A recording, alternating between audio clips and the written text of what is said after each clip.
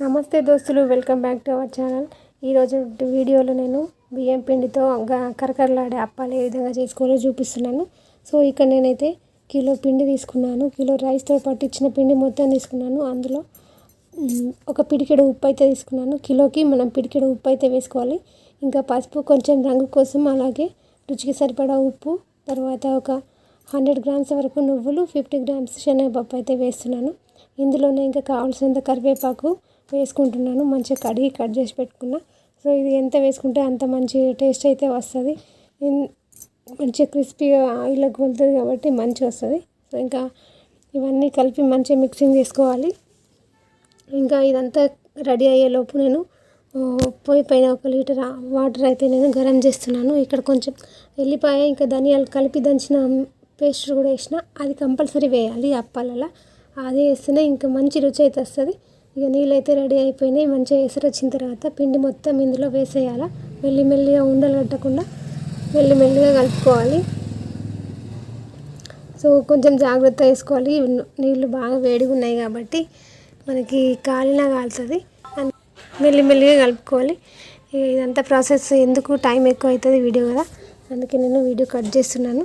మొత్తం కలిపిన తర్వాత చూడడానికి ఈ విధంగా అవుతుంది. సగం పిండి అయితే మెత్తబడిపోతుంది. దీన్ని కొంచెం ఒక 10 నిమిషాల వరకు ఈ విధంగా మూత పెట్టేసి ఉంచాలి.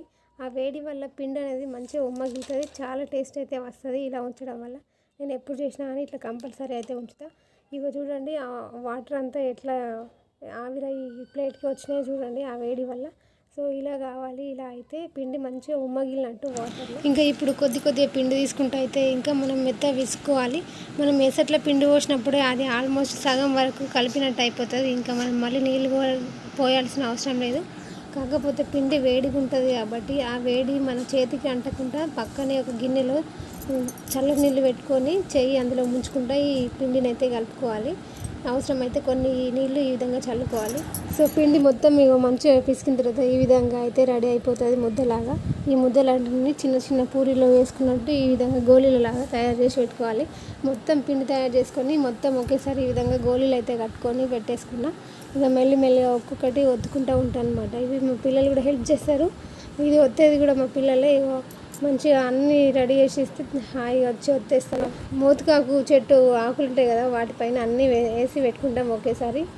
ఇంకా డీప్ ఫ్రై చేయడానికి ఆయిల్ అయితే రెడీ ఉన్నది. సో ఆయిల్ వేడైందా లేదా చూడడానికి కొంచెం పిండి అయితే వేసినా అది మంచిగా ఉడుకుతుంది కాబట్టి కొన్ని అప్పాలు కాల్చుకుంటూ మంచిగా తీసుకుంటున్నా. అప్పటికి మొత్తం కాల్చుడు అయిపోయింది చూడండి. లాస్ట్కు నూనె కూడా దగ్గరికి వచ్చేసింది. అవి పని సొంపులో పడి వీడియో తీసి మర్చిపోయినా. వీడియో నచ్చితే లైక్ చేయండి, షేర్ చేయండి, సబ్స్క్రైబ్ చేయండి. Thanks for watching.